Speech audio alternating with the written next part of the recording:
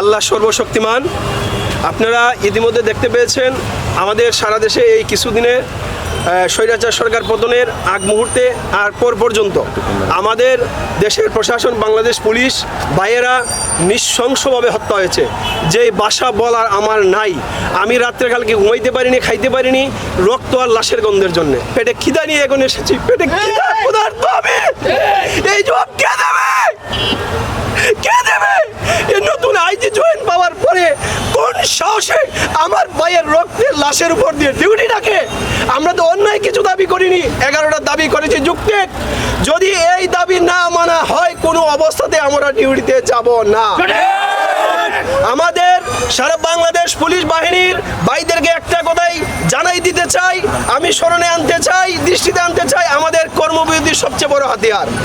আমরা কোনো সুশৃঙ্খল বাহিনী সহিংসতা করব না। আমরা মারামারি করতে আসি নাই, মরতেও আসি নাই। আমাদের 11 দফার দাবি বিসিএস কেন মানতেছে না আমি বুঝতেছি না। আমাদের 11 দফার দাবি এই জনগণের স্বার্থে, প্রশাসনিক স্বার্থে, রাষ্ট্রের স্বার্থে চাওয়া হয়েছে। রাজনৈতিক মুক্ত করতে বিসিএস এর সমস্যা কোথায়? একজন আইজি চাকরি করে গণপ্রজাতন্ত্রের জনগণের, আমিও চাকরি করি, সমান অধিকার, শুধু ডিফারেন্ট উনার যোগ্যতা বেশি, র্যাঙ্ক বেশি, আর কোনো ওয়ার্কিংয়ে নো ফর ডিফারেন্ট। উনি কেন আমাদেরটা মানতেছে না?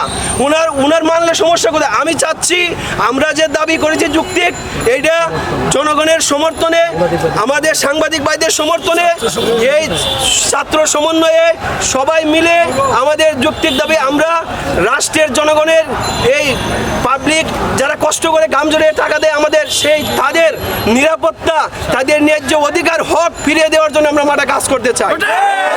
পুলিশ বাহিনীকে যতক্ষণ পর্যন্ত বিচার বিভাগ, পিএসসি অথবা স্বাধীন বিচার বিভাগের আন্ডারে আনা হয় নাই, আমরা কর্মবিরতি চালিয়ে যাব। আমরা তো অন্যায় কিছু চাই না। একটা জিনিস মনে রাখবেন, কর্মবিরতি আমাদের সবচেয়ে বড় হাতিয়ার, এটা কখনো ভুলে যাবেন না। আমাদের ইতিমধ্যেই ওয়াকারুজ্জামান মহোদয় তিনি এক ব্রিফিংয়ে লাইভে বলেছেন মিডিয়ার মাধ্যমে যে আমাদের পুলিশ এত বড় একটা বিশাল বাহিনী, উনি বলেছেন সেনা, নৌ, বিমান 3 বাহিনী মিলে এই এত বড় বাহিনীর অভাব পূরণ করা সম্ভব না। যদি পূরণ করতে হয় তাহলে পুলিশ বাহিনীকেই লাগবে। আমি ওয়াকারুজ্জামান সেনা প্রধান মহোদয়ের দৃষ্টি আকর্ষণ করে বলছি, আপনিও আমাদের নতুন আইজিপি মহোদয়কে বলেন আমরা তো অন্যায় কিছু চাই নাই। আমাদের এই যুক্তিক দাবি মেনে নিয়ে আমাদেরকে কাজ করার সুযোগ দেখ, জনগণের জানমালের নিরাপত্তার সুব্যবস্থা করে দেখ। দেখেছেন ক্ষমতায় এসে নতুন আইজিপি মহোদয় ক্ষমতায় পাওয়ার পর এই লাশের উপর দিয়ে আমাদেরকে ডিউটি শুনিয়েছে।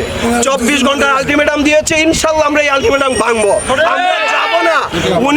উনার আদেশ পেয়ে কিছু নিরীহ পুলিশ গরিব ফ্যামিলির চাকরির বয়ে যখন মুভ করেছে কর্মস্থলে যাওয়ার জন্যে, কালকে যাত্রাবাড়ি দেখেছেন নৃশংসভাবে, শুধু বুঝতে পেরেছে পুলিশ, তাকে নামিয়ে কুপিয়ে তার হাত কেটে ফেলা হয়েছে।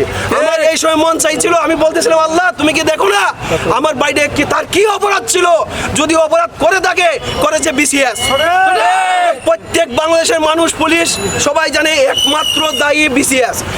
বিপ্লব, মামুন, হারুন, মনির, প্রয় জোয়ারদার, সুর বেনজির, স্বৈরাচার শেখ হাসিনা, এই আমাদের লাশের জবাব পুলিশ ভাই এবং ছাত্র জনতা যারা মারা গিয়েছে, এই লাশের বিচার এই বাংলার মাটিতে হবে। এদেরকে ধরে ধরে আনা হবে, যেই দেশেই তাও ইন্টারপোলের মাধ্যমে আনা হবে। শেখ হাসিনাকে আনা হবে, সে প্রথম হুকুমদাতা রাষ্ট্রপ্রধান হিসাবে, দ্বিতীয় বেনজির, বিপ্লব, এই মামুন, এই হারুন, মনির, এদের সবাইকে একে একে আনা হবে বিচারের আওতায়। আমরা কর্মবিরতি চালিয়ে যাই, আমাদের আর কিছু করা লাগবে না।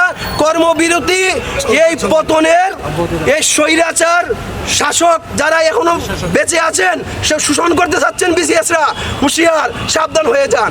চাকরি যাবে, একটা কথা ভালো করে মনে রাখেন, 18 কোটি বাঙালি, তার মধ্যে মাত্র 2.5 লাখ পুলিশ। বাকিরা তো পুলিশ নয়, তারা কি খাবার খায় না? তারা কি কাজ করে না? আমার চেয়ে বেশি ধনী নয়? তাহলে আমি আমার চাকরির 19 বছর বয়সে আমি চাকরিতে এসেছি, আল্লাহ এনেছে। 19 বছর আগে আমি কি খাবার খাই নাই? আপনারা কি খাবার খান নাই?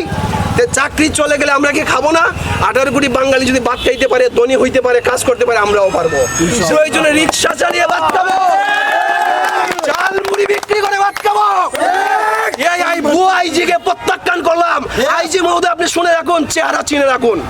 আপনার সর্বোচ্চ ক্ষমতা, আপনি হয়তো গোপনে আমাকে গুম করাতে পারবেন, মারতে পারবেন, কিন্তু আমার আল্লাহর ক্ষমতা, উনি জান্নাত দিতে পারে, জাহান্নাম দিতে পারে। আপনি বুয়া যদি আর আঙ্গুল তুলে কথা বলবেন, আলটিমেটাম দিবেন, এই বিজয় আমরা ইনশাল্লাহ নিয়ে ছাড়বো। আমরা কর্মবিরতি চালিয়ে যাব। আমার বক্তব্য এটাই। সবাই আমার কথাগুলো মনোযোগ দিয়ে একটু আপনাদের মাধ্যমে আমি চাচ্ছি সারা বাংলাদেশে আমাদের মাননীয় প্রধানমন্ত্রী ডক্টর ইউনূস মহোদয় এবং রাষ্ট্রপতি সবার কাছে পৌঁছে দেন। ওনারা এটা আমাদের গেজেট ফাঁস করে সিগনেচার দিয়ে আমাদের হাতে পৌঁছে দেখ। আমরা অতি শীঘ্রই কর্মবিরতি তুলে নিয়ে আমরা কর্মবিরতি দেব। এই দেশের ডাকাতি রাহাজানি চলতেছে, আমরা এগুলো সব বন্ধ করবো ইনশাল্লাহ, রক্ত দিয়ে করবো ইনশাল্লাহ।